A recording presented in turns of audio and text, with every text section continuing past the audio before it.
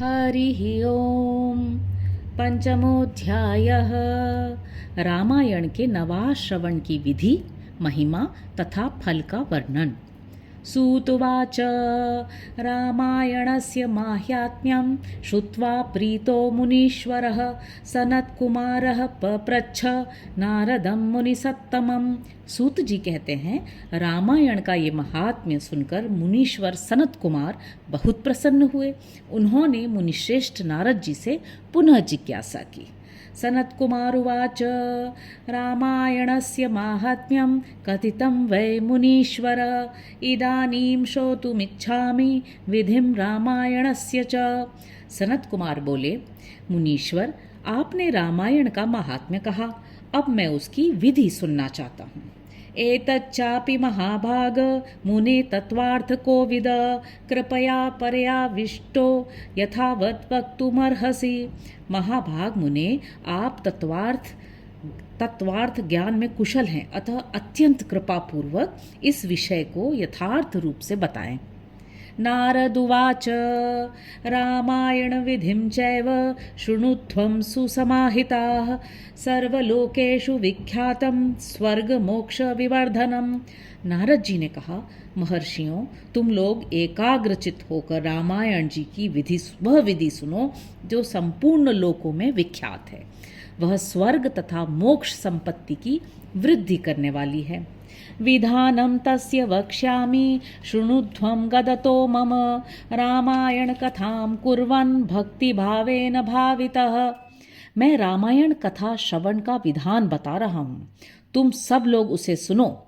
रामायण कथा का अनुष्ठान करने वाले वक्ता एवं श्रोता को भक्ति भाव से भावित होकर उस विधान का पालन करना चाहिए। येन चीर्णेन पापानां कोटिकोटिः प्रणश्यति, चैत्रे माघे कार्तिके च पंचम्याथवारभेत। उस विधि का पालन करने से करोड़ों पाप नष्ट हो जाते हैं। चैत्र, माघ तथा कार्तिक मास के शुक्ल पक्ष की पंचमी तिथि को कथा आरंभ करनी चाहिए। संकल्पम तु ततः कुर्यात् स्वस्ति वाचन पूर्वकम, अहोभिर्नवभिः श्राव्यम रामायण कथामृतम। पहले स्वस्ति वाचन करके फिर ये संकल्प करें कि हम 9 दिनों तक रामायण की अमृतमयी कथा सुनेंगे। अद्य प्रभुत्यहं राम शृणोमि त्वत्कथामृतं, प्रत्यहं पूर्णतामेतु तव राम प्रसादतः। फिर भगवान से प्रार्थना करें, श्री राम, आज से प्रतिदिन मैं आपकी अमृतमयी कथा सुनूंगा। ये आपके कृपा प्रसाद से परिपूर्ण हो। प्रत्यहं दन्तशुद्धिं च अपामार्गस्य शाखया, कृत्वा स्नायीत विधिवत रामभक्तिपरायणः। नित्य प्रति अपामार्ग की शाखा से दंत शुद्धि करके राम भक्ति में तत्पर हो विधिवत स्नान करें।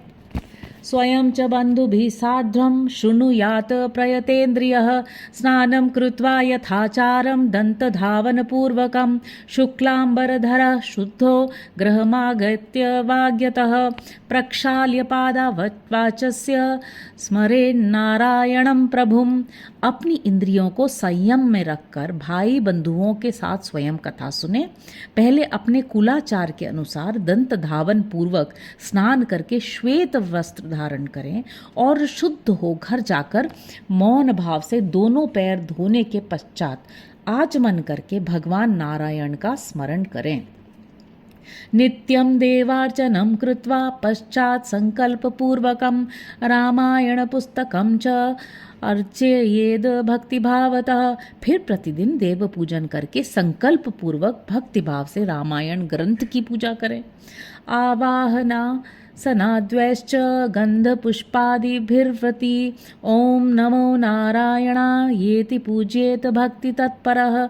व्रती पुरुष आवाहन, आसन, गंध, पुष्प आदि के द्वारा ओम नमो नारायणाय इस मंत्र से भक्तिपरायण होकर पूजन करें।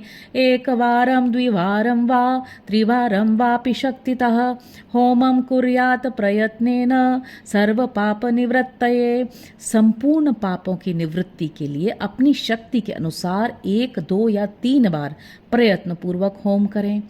एवं यः प्रयतः कुर्यात् रामायण विधिं तथा स याति विष्णु भवनम पुनरावृत्ति दुर्लभम। इस प्रकार जो मन और इंद्रियों को संयम में रखकर रामायण की विधि का अनुष्ठान करता है वह भगवान विष्णु के धाम में जाता है, जहाँ से लौटकर वह फिर इस संसार में नहीं आता।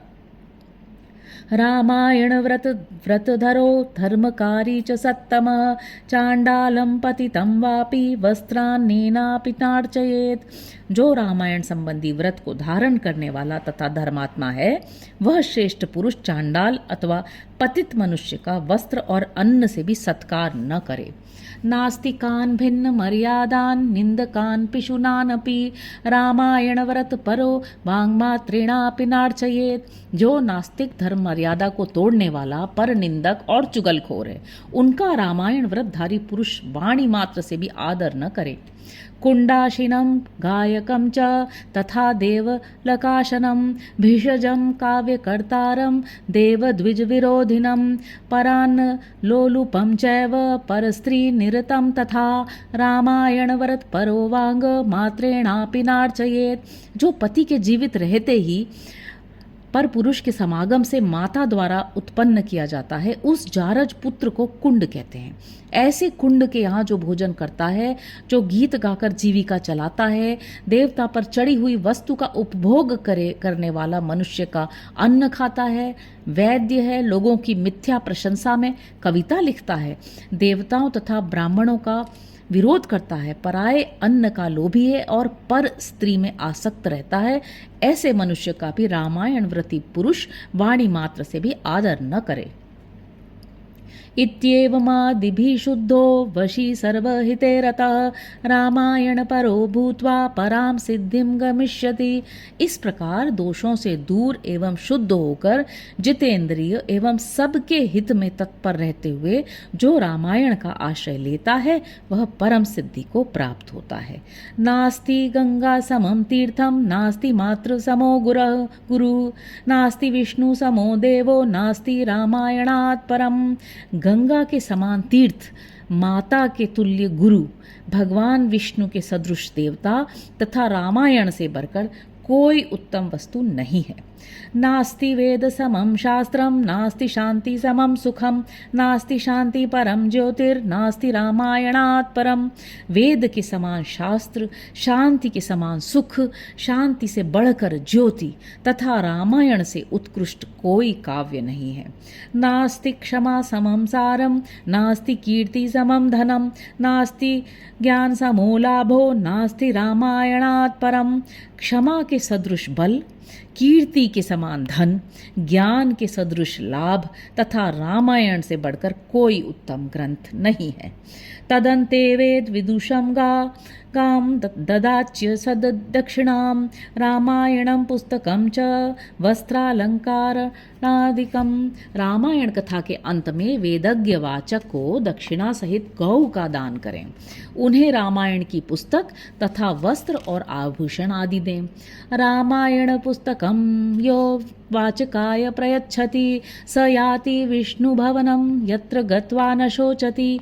जो वाचक को रामायण की पुस्तक देता है वह भगवान विष्णु के धाम में जाता है, जहाँ जाकर उसे कभी शोक नहीं करना चाहिए। नवाहज फलम कर्तुः शृणु धर्म विदाम वर पंचम्यां तु समारभ्य रामायण कथामृतम कथा श्रवण मात्रेण सर्व पापै प्रमुच्यते। धर्मात्माओं में श्रेष्ठ सनत कुमार, रामायण की नवाह कथा सुनने से यजमान को जो फल प्राप्त होता है उसे सुनो। पंचमी तिथि को रामायण की अमृतमयी कथा को आरंभ करके उसके श्रवण मात्र से मनुष्य सब पापों से मुक्त हो जाता है। यदि द्वयं कृतं तस्य पुंडरीक फलं लभेत व्रतधारी तु श्रवणं यः कुर्यात् स जितेन्द्रियः अश्वमेधस्य यज्ञस्य द्विगुणं फलमुष्णुते चतुः कृत्वा श्रुतं येन कथितं मुनिसत्तमाः स लभेत परमं पुण्यमग्निष्टोमाष्टसंभवम्। यदि 2 बार यह कथा श्रवण की गई तो श्रोता को पुंडरीक यज्ञ का फल मिलता है। जो जितेंद्रिय पुरुष व्रत धारण पूर्वक रामायण कथा को श्रवण करता है वह 2 अश्वमेध यज्ञों का फल पाता है। मुनिवरों, जिसने 4 बार इस कथा का श्रवण किया है वह 8 अग्निष्टोम के परम पुण्य फल का भागी होता है। पंचकृत्वो व्रतमिदं कृतं येन महात्मना अत्यग्निष्टोमजं पुण्यं द्विगुणं प्राप्नुयान्नरः। जिस महामनस्वी पुरुष ने 5 बार रामायण कथा श्रवण का व्रत पूरा किया है वह अत्यग्निष्टोम यज्ञ के द्विगुण पुण्य फल का भागी होता है। एवं व्रतं च 6 बारं कुर्यात् यस्तु समाहित अग्निष्टोमस्य यज्ञस्य फलमष्टगुणं लभेत। जो एकाग्रचित होकर इस प्रकार 6 बार रामायण कथा के व्रत का अनुष्ठान पूरा कर लेता है वह अग्निष्टोम यज्ञ के 8 गुण के फल का भागी होता है। नारी वा पुरुष कुर्या दष्टकृत्वो मुनीश्वरा नरमेधस्य यज्ञस्य फलम 5 गुणम लभेत। मुनीश्वरों, स्त्री हो या पुरुष जो 8 बार रामायण कथा को सुन लेता है वह नरमेध यज्ञ का 5 गुना फल पाता है। नरो वाप्यथ नारी वा नववारं समाचरेत गोमेध सवजं पुण्यम स लभेत त्रिगुणम नरः। जो स्त्री या पुरुष 9 बार इस व्रत का आचरण करते हैं उन्हें 3 गोमेध यज्ञ का पुण्य फल प्राप्त होता है। रामायणम इतु यह कुर्यात् शांतात्मा प्रयतेन्द्रियः स याति परमानंदम यत्र गत्वा न शोचति। जो पुरुष शांत चित्त और जितेंद्रिय होकर रामायण यज्ञ का अनुष्ठान करता है वह उस परमानंदमय धाम में जाता है जहाँ जाकर उसे कभी शोक नहीं करना पड़ता। रामायण परो नित्यम गंगा स्नान परायणः धर्म मार्ग प्रवक्तारो मुक्ता एवं न संशयः। जो प्रतिदिन रामायण का पाठ अथवा श्रवण करता है, गंगा नहाता है और धर्म मार्ग का उपदेश देता है, ऐसे लोग संसार सागर से मुक्त ही हैं, इसमें संशय नहीं है। यतीनां ब्रह्मचारिणां प्रवीराणां च सत्तमाः नभाना किल श्रोतव्या कथा रामायणस्य च। महात्माओं, यतियों, ब्रह्मचारियों तथा प्रवीरों को भी रामायण की नवा कथा सुननी चाहिए। श्रुत्वा नरो राम कथा दीप्तोति भक्तितः ब्रह्मणः पदमासाद्य तत्रैव परिमोदते। राम कथा को अत्यंत भक्तिपूर्वक सुनकर मनुष्य महान तेज से उद्दीप्त हो उठता है और ब्रह्मलोक में जाकर वहीं आनंद का अनुभव करता है। तस्मात् शृणुध्वं विप्रेन्द्र रामायण कथामृतं श्रोतॄणां च परं श्राव्यं पवित्राणाम् अनुत्तमम्। इसलिए विप्रेंद्रगण, आप लोग रामायण की अमृतमयी कथा सुनिए। श्रोताओं के लिए सर्वोत्तम श्रवणीय वस्तु है और पवित्रों में भी परम उत्तम है। हरि ओम।